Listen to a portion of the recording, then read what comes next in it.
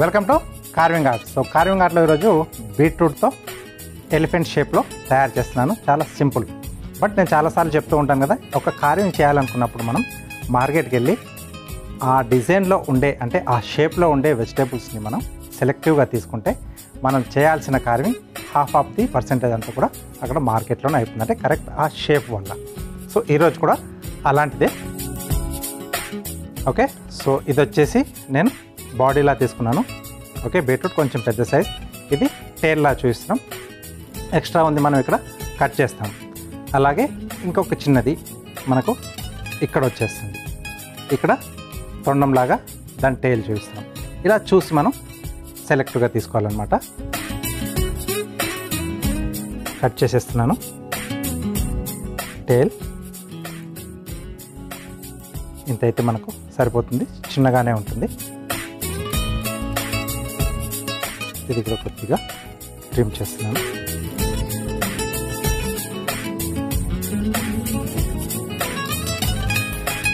Right, next head వచ్చేసి దీనికి ఇక్కడ వచ్చే విధంగా, ఇక్కడ కిందికి బెండ్ అయింది కదా మనం, అది రావాలి. సో ఇక్కడ పెడుతున్నాను.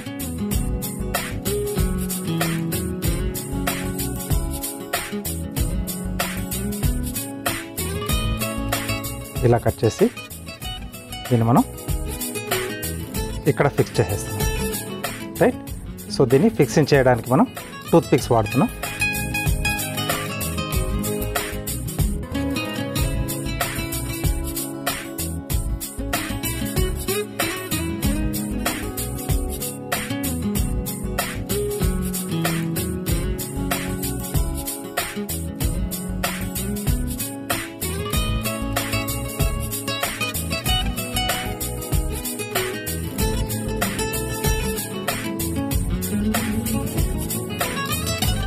ఓకే, సో నెక్స్ట్ వీటికి లెగ్స్ పెట్టేసుకోవాలి.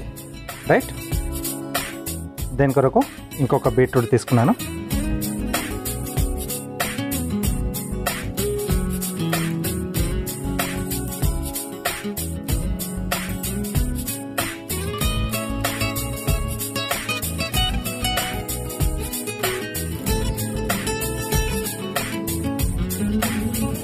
సో ఇలా 4 పార్ట్స్, ఇవి సైడ్లో కొంచెం ట్రిమ్ చేసేసి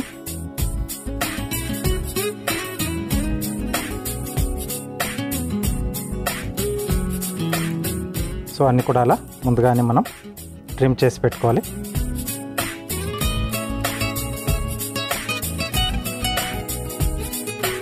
తర్వాత హైట్ ఏమన్నా మనకు కొంచెం డిఫరెన్స్ అనిపిస్తే అప్పుడు మళ్ళీ మనం కట్ చేసేసి తీసేసుకోవచ్చు.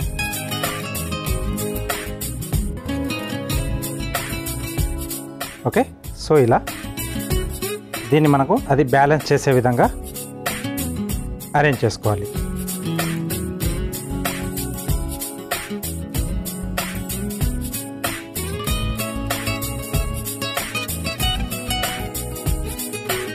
ఇక్కడ హెడ్ కరెక్ట్గా బ్యాలెన్సింగ్గా లేదు, ఎందుకంటే వెయిట్ అంతా కూడా మనకు ముందే పడుతుంది.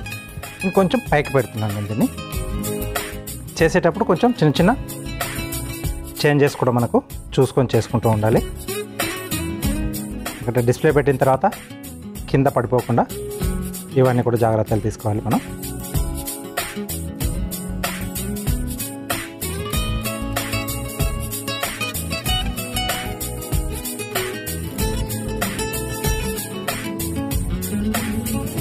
దెన్ లెగ్స్, సో ఇక్కడ బ్యాలెన్సింగ్ అనేది చూసుకోవాలి.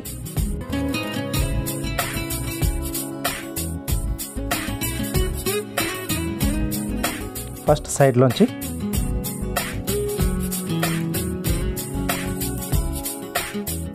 ఇలా ఇన్సర్ట్ చేయాలి.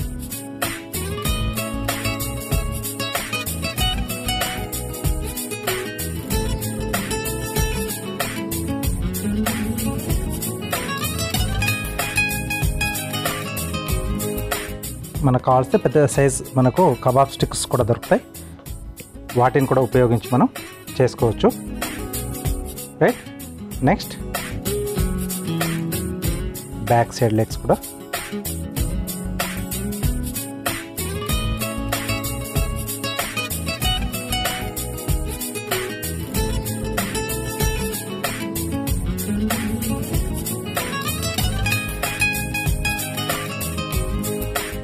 సో ఎక్స్ట్రా గ్రిప్ కొరకు ఇలా సైడ్లోంచి కూడా మనం పెట్టుకోవాల్సి వస్తుంది.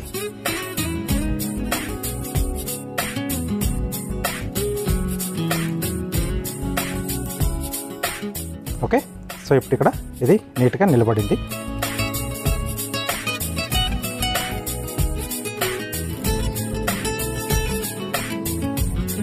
చెవులు వచ్చేసి ఇక్కడి నుంచి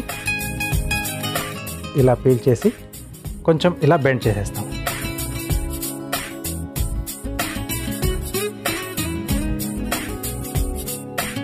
ఓకే, సో వెనకాతల మనం ఒక టూత్ పిక్ని పెట్టేసేస్తే అది అక్కడ అలా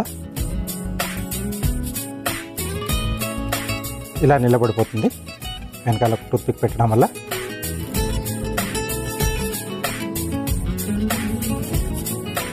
ఐస్ వచ్చేసి చిన్నగా ఉంటాయి కదా కళ్ళు,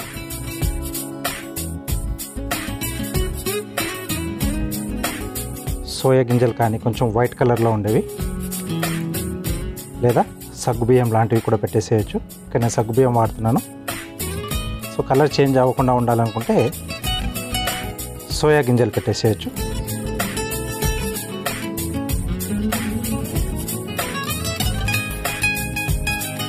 హెడ్ పైకి చూస్తున్నట్టుగా నేను పెట్టాను. చూడండి, అక్కడ పెట్టగానే కలర్ అనేది దీనికి టచ్ అవుతుంది. ఓకే, సో ఇలా ఎలిఫెంట్స్ చిన్న పెద్దగా మనం తయారు చేసేసుకొని హ్యాపీగా డిస్ప్లేలో పెట్టేసుకోవచ్చు.